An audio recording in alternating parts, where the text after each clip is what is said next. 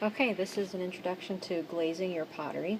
I'm just going to show you what we have back here. Here are all of the colors and the numbers. Okay, and you go in closer and we can see what the numbers of this Aztec turquoise is A22, and the name obviously is Aztec turquoise.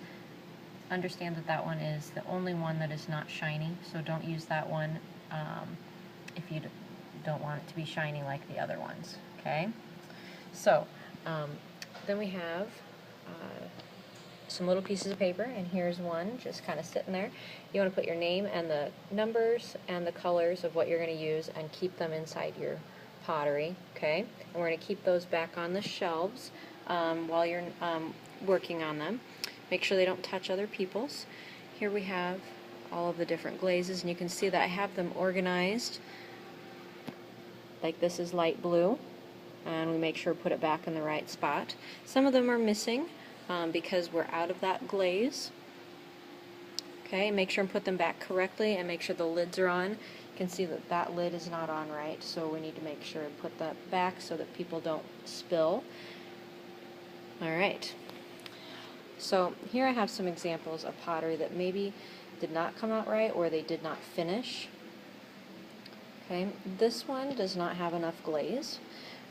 It's completely finished, but this white, they maybe put on 2 layers instead of 3. So you need to make sure and do 3 layers of whatever you're working on unless I tell you differently.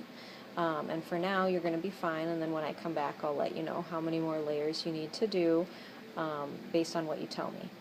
I won't be able to tell how many layers you have, so you're going to have to keep track of that.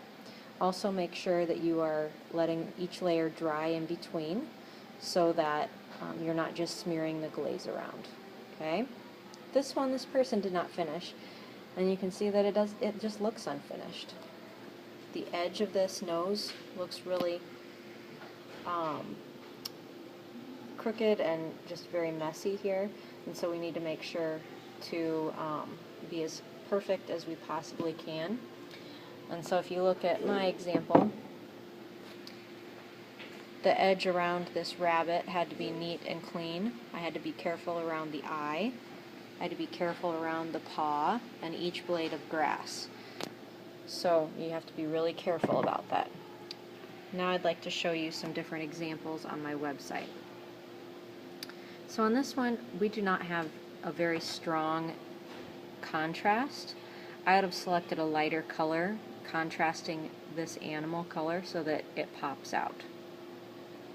Here we have a very good example. We have an alligator with bright green, and then we have a darker color for the cylinder, and it definitely pops out. Here we have another good example. We have a monkey, and we have a dark color for the cylinder and a light color for the animal.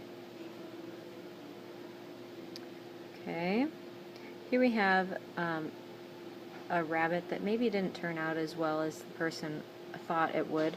Red is the strongest color you can possibly use, and you can see how we can see all of those mistakes. And so you have to be exact if you want to use red. Okay. This one right here, you can see that they used multiple colors. It did turn out pretty well, except a couple of these feathers didn't really pop out as well as they should because they're too close to the background here. And that's pretty much it. Okay, and I will be back to help you out with the glazing of your animal for the finishing touches.